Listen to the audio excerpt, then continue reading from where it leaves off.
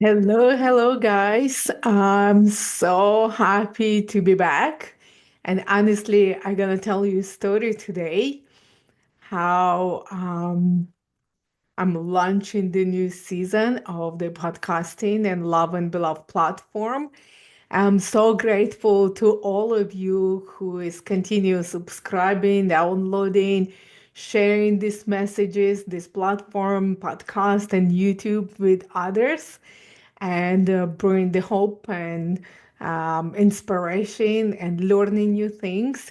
And I will tell you the story why I step away for last around 6 months.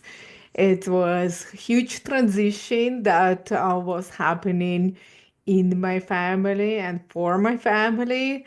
Like you can see, it's not my usual office, and the walls are empty because I'm in a new place. And very interesting and um, what was going on. And that's why I really want to share with you guys this story to show God's faithfulness and maybe you in the time of transition as well. So there's so much struggle, not only emotional, physical, but yeah, just trauma kick in when we are move out of our comfort zone. And funny enough, I assumed that I work on myself for a very long time, like more than a decade on my emotional, mental health. And I thought I'm really stable, but by the grace of God, I was in the best condition to actually make this move, but it still shows me how much more I need to pay attention to all those things because they are important. And you cannot neglect one and think that one of the state are more important. So you really need to address and find that balance. Although, like balance, I don't like that word, but I'm just trying to find something to explain that everything needs attention. So, interesting thing. Oh yeah, why don't I don't like the balance? Because when you say balance, everybody thinking like everything have to be the same. In my mind, balance means if your mental health go down, you have to make sure that you pay attention to that, but not at the expense of emotional or physical wellness. You know, you have to make sure that you pay attention to all of them at the same time. And it's very difficult, and sometimes something have to give. And that's where the, I think, like trauma kick in. And it's getting more difficult to deal with stuff. So I don't know why my camera getting fuzzy. Hi.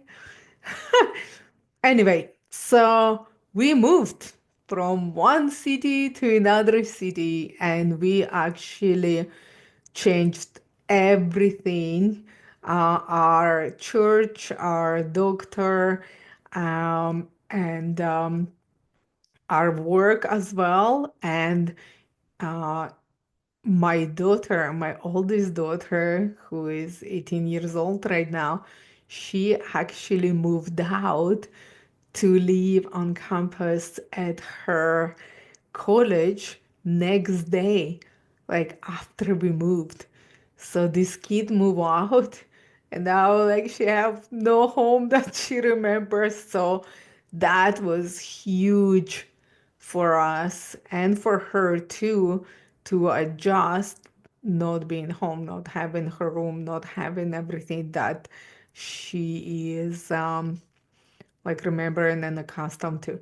But let me tell you the story from the beginning, because it started uh almost like 1.5 year ago. So not this um fall, whatever, like so almost like 2 years ago. Anyway, so when my kid was in grade 11, my oldest daughter, she was saying, Oh, I really want to know where I go next because next year it's grade 12 and I'm gonna be done what I want to do for sure. I don't want to go to university. I want to go to college because it's shorter, cheaper, and I really want to have a job and I want to move out. I'm like, okay. Like, it's so funny because all this time I was like, you're gonna be salt and the light of the earth. You have to move out. You have to live your life, you know? And now she's talking about moving out. And I'm thinking, like, why? I can cook and clean for you. I can take care of you. And it's gonna be like really hard to do the studies. So I can support you through these difficult times. And then you can get a job and move out. But nope, that's not what she want to do. So she applied to four different colleges and except on one, all of them was in the different cities. And all of them, except on one, actually give her a conditional offer and accepted her. So all grade 12, she was working like tirelessly, like I don't know if that's the really right word to say, but because she was tired, she was so exhausted from tutoring and extra time that she put in clinic. She wanna be a vet tech, so she actually worked for 6 months for the vet that took care of our animals for the last 10 years. And actually, funny enough, I asked him if he could take her as a like volunteer position, and she have to get her hours as well. But he said lots of kids applying, so if she would send the resume, cover letter, and would apply, then if she passed, then he will accept her. So I said to her, Emilia, I did my part. I asked him. He said, yes, if you pass. And this kid literally like wrote her resume, wrote her cover letter, sent him like personal email. And oh my goodness, I was like, so cool. I'm not gonna recite that email to you, but I'm like, this kid is so smart, super intelligent. Anyway, so the point is, they accepted her, so she was working there. She even like sometimes like or like assisting whatever like job they give her. Anyway, she loved it. She's like, oh my gosh, mom, like this work made for me. And um yeah, it was really cool. Anyway, so she goes like, I'm going so far away in another city. And my husband goes like, what? Let's move out. So he never liked the city that we live in. And he was so busy at work all the time. And it did change over years. And our neighbors move out. So everybody who we knew on our street move out over the years. Anyway, looking for better places. So funny enough, I was like, okay. So we actually got neighbors that we was not really crazy about. The neighbors who we live beside for 11 years, they move out. They bought house somewhere else, and we got not really nice neighbors. So I couldn't sleep for almost a year. Okay. And it was really exhausting to repeat ourselves to the people next door that it's not okay to have parties on Sunday night until 3 o'clock in the morning. Yeah. So anyway, I was like so tired and I was so ready to move. Anyway, so when my husband said, let's move and closer to our daughter, support her, I was so for it. I actually didn't even pray about it. I'm like, yes, let's go. Let's get out from here. And then I go, oh God, I'm so sorry. I just make this like crazy important decision like so fast without even like consulting you because I really wanted to God be part of my life and everything. So it was interesting. But when I pray about it, and I had so much peace, and I felt so ready, and I think that's why it was easy to make that decision because I was ready and I had peace there. I'm sorry, guys. I don't like what's going on with this camera, but it's actually keep like being blurry, fuzzy, whatever. But anyway, so yeah, I knew that it was the right time for us. We actually already withdraw our kids from Christian school because of budget and decide to go to another school. Anyway, so in that time, anyway, market is so terrible.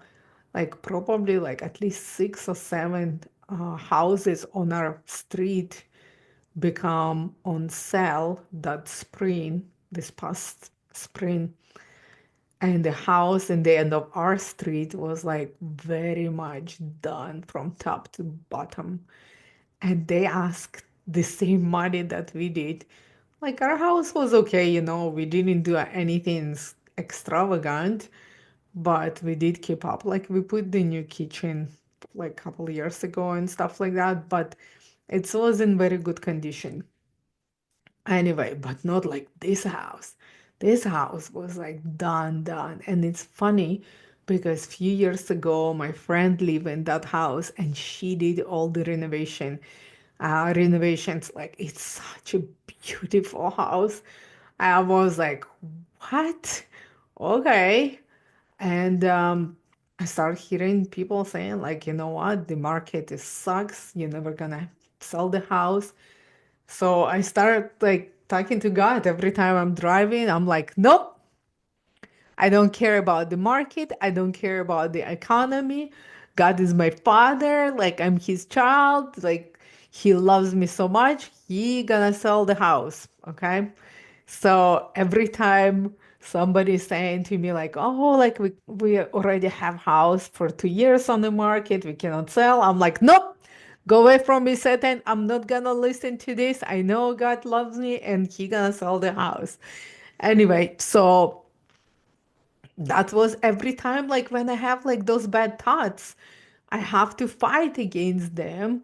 And I know that God listens because I know that I'm in his favor because when I have peace, excitement about it, and I felt like so complete. I don't know, like I cannot even explain it to you guys how ready I was to move out. I don't know. It was so weird. Like I felt like I was done. Like I don't know. I don't know if it was too much comfort or everything was the same. And it was like over a decade we live in that house and that city. And I felt like I need some excitement in my life. Anyway, that was interesting. Um, so we talked to our agent and he goes, listen, in this market, like you have to drop the price and get some offers. And actually, like we've been on the market maybe like couple weeks, and every time people show up, like, and you have to keep your house like this. I don't know if it's right word, immaculate, so perfect. And I bought this like white sheets with white pillowcases with white like these fluffy blankets, and I'm staging this home and all that stuff. And I still have three kids living in my house. I was mess. I have a dog, I have a cat. We have to clean up everything all the time and set it up everything nicely. Like, oh my gosh, it was so much stress. Man, like keep it as a museum for a few weeks. It was stressful because on top of it, we still have life, school and work and stuff like that. So the funny things like we have like these dreams like sell house high, pay off the debts and all that stuff, but my husband said, I don't care, I just want to get out, let's sell the house. I'm like, okay. So we dropped the price, we sold the house, literally like in 3 days. Funny enough that before we dropped the price, I saw a dream that I sold the house to our neighbors. So I went to the neighbor house and I knocked on their door and I said, "Do you want a house?" And I give them the price that we listed for in the beginning. So the agent came, they liked the house, but they didn't like the price. But we dropped the price, we sold the house, and they come into us and like, oh no, no, they didn't come to us. I came because we were cleaning garage and they have kids and I brought them like some stuff for the children, like some new crayons or whatever. Um, and he's like, "Oh my gosh, you guys sold the house." I said, "Yes." And he's like, "Why wouldn't you come and tell us? Because we would buy for that price." I'm like, "Are you kidding me? I came to tell you that we gotta sell the house no matter what."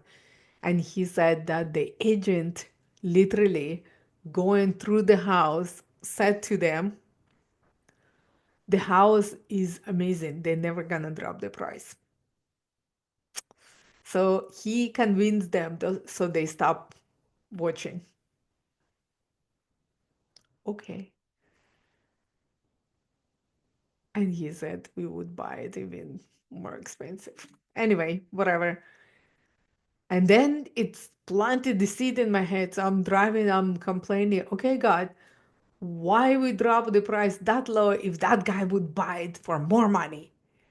And then I hear God saying to me, like, "Listen, are you like Israelites with the onion and stuff?" I don't know if you know the story. Exodus, read it. You're gonna love it. How people complain and then end up having 40 days journey into 40 years. But he goes to me like, "Holy Spirit, I can feel it in my spirit every time I drive and think about how we sold the house for like we could sell a house for more." And God saying to me, "Look, all these houses on your street still for sale." And I was like, "Oh, okay, thank you." And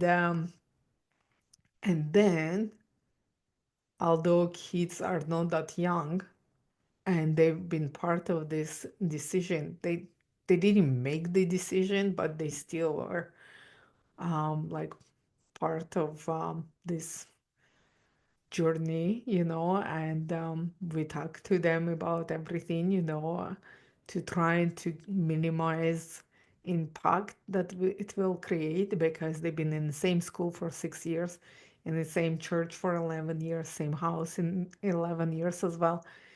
So dealing with everybody else, mental and emotional and physical health was so difficult.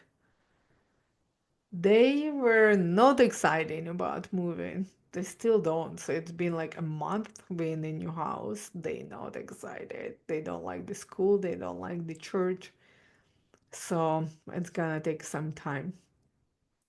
But there was a time between we sold the house and didn't find the new one because the properties we were putting down payment on didn't pass inspection twice.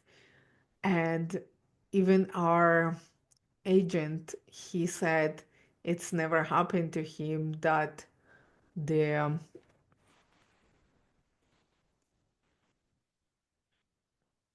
the structural issues were so severe that we have to withdraw our down payment. And it was hard because I thought like, whoa, this is exactly where we looking for, like where we want to be, and it didn't work out. And all this time, I was live by faith, not by sight. I know, like, God loves me, la la la la la. I'm not gonna listen like any negativity. I know everything gonna work out for good for those who loves God. But after two failed um, offers, my brain started going in overdrive, thinking that we don't have a home moving to. And although they kept saying that it's the buyer's market, we couldn't find a home. Everything we saw like tons of property, like more than 20. I don't know, first house we bought was like 50 houses. So I knew what I was looking for and it wasn't it. And it was so hard. And I feel like God saying to me, live by faith, not by sight. Come on. And he keeps saying, like, I've been faithful to you. Like, you need just trust me. But my trauma, my PTSD, having no home, being homeless, and now having three kids, like, it was hitting me hard. So, funny enough, huh? Sometimes I think, like, oh, I'm so mature Christian. I'm rooted in faith. I think, like, I run from faith, from God, and I actually remember, like, well, I tell you guys, like, honestly, because I believe if we are honest and open, like, we're in the same boat. It's no reason for me to tell you, oh, everything was wonderful and I was just plowing through, taking care of everything. No, there was a time I was literally sitting like in despair, crying about me being homeless. And my husband say, we have another 2 months to find a house, like our closing day in the end of the summer. But I was so sad thinking that we might end up without home. And I heard Holy Spirit saying to me, just trust me, just go, take care of yourself, go have a bath, go like just like be okay. And I said to him, literally, I'm like, no, I want to sit here and I want to feel sorry for myself because this is what feels good at this moment. And you know what's cool about it? I felt like he's like, okay, sit here, wallow, well, whatever, like it's called, like, and he's like, okay. Because what's cool about God, he never forced, never make us to do anything. He said to you, like, come to me, go take care of yourself, go like do something. And I said, no, I want to be here with pity and despair because it felt like solution, felt like release. Although it was illusion because like it still felt like crap next day and day after because like it's so temporary. But that was my default mode, trauma-based eating, drinking, sleeping, back off. Like I dropped like everything that was non-essential. Yeah, funny. And he was patiently waiting. And then I was back. But actually, I use a little trick for me. I I booked so many volunteering appointments in the church, so I would not have a time to actually be in despair. So like months before we were moving,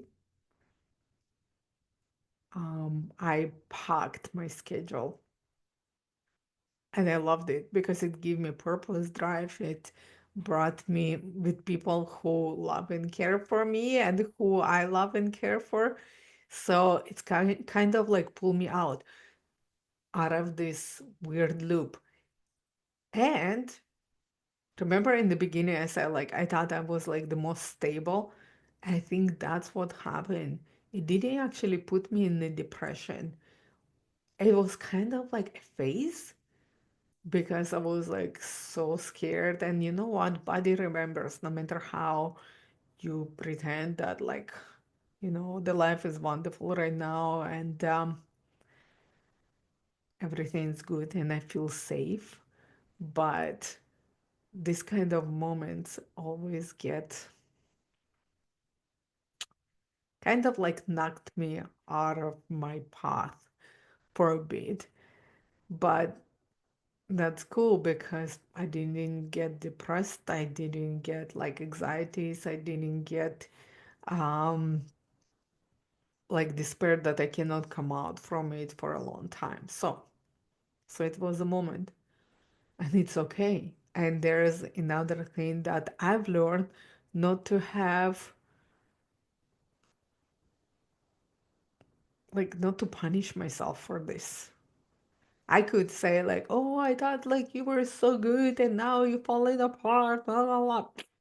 It's life. Sometimes we win, sometimes we learn, sometimes we falling apart, and sometimes we stable and calm, cool, and collected.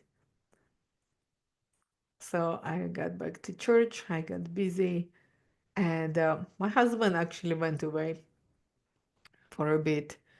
And that's another thing drove me bananas that he had like so many plans for the summer. So while I was like suffering with these trauma-based things, he's like, oh, okay, I plan to go to my canoe trip. Oh, I'll do this, I'll do that. I'm like, funny. And he goes like, don't you say you believe in God? So what's happening right now? And I'm like, ah. Anyway, so he was away.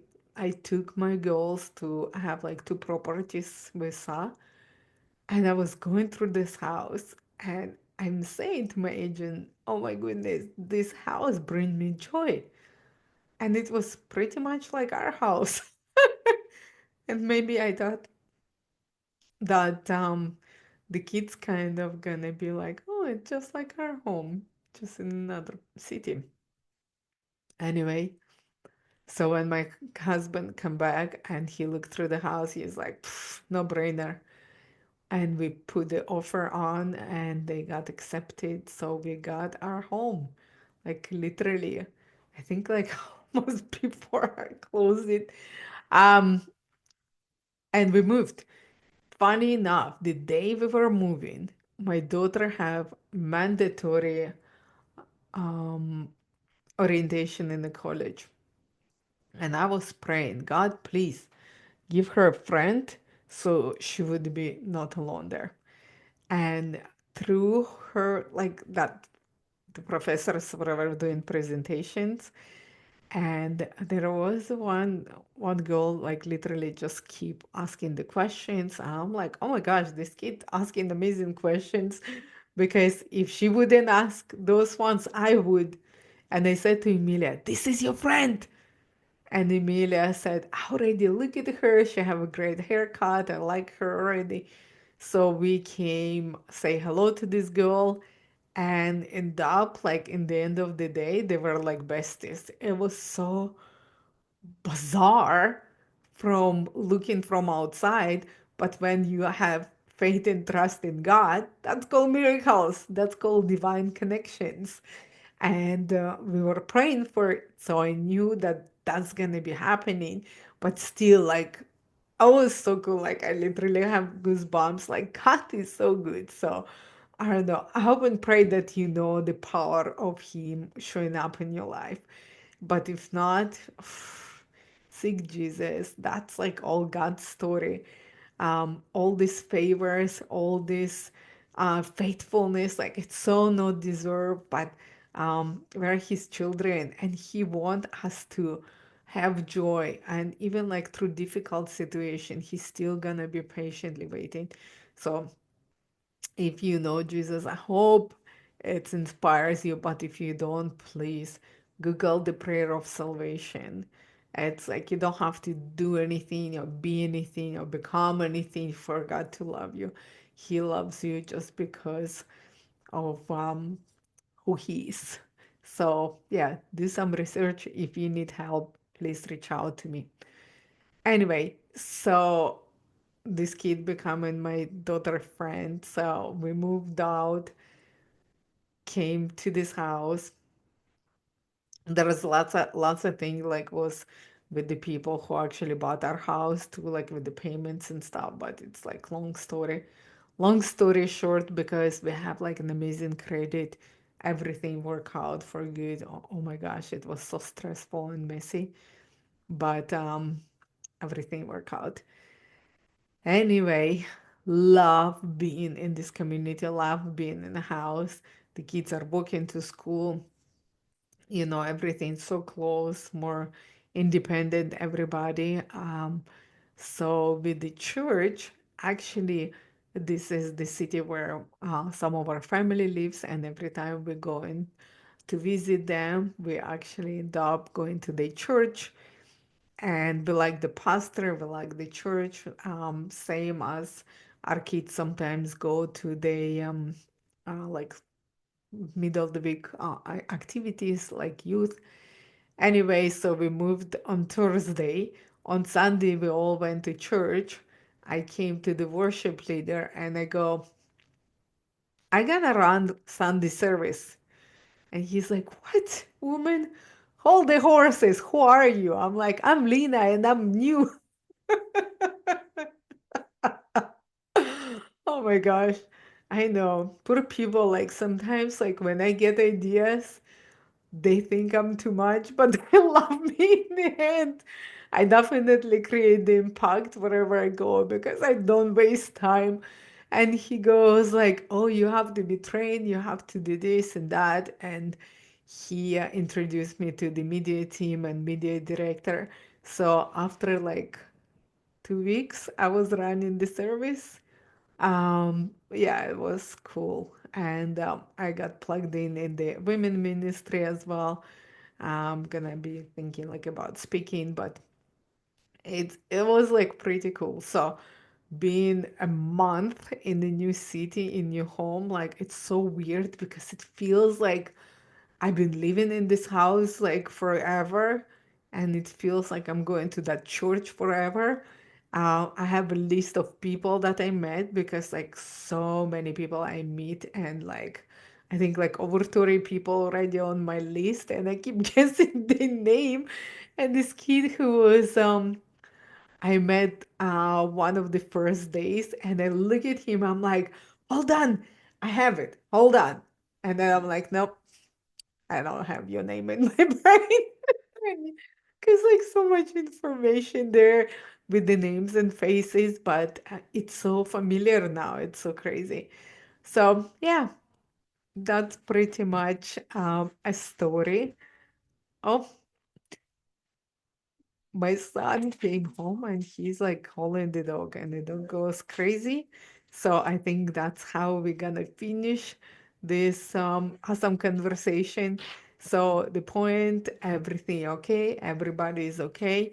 I lined up like tons of amazing um guests for this season 6. I wanted to skip it because I don't like number 6, but you know what? It's just a number and it's gonna be okay. And the next season gonna be 7. Um, God's number, but you know what? Like I just like it's just numbers, whatever.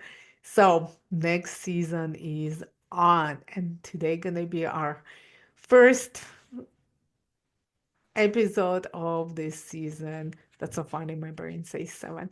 No, 6. And this is like here, my dog trying to distract me and cry there to open the door. So I think that's how we're gonna finish. So take care, guys, and be blessed. Love and be loved.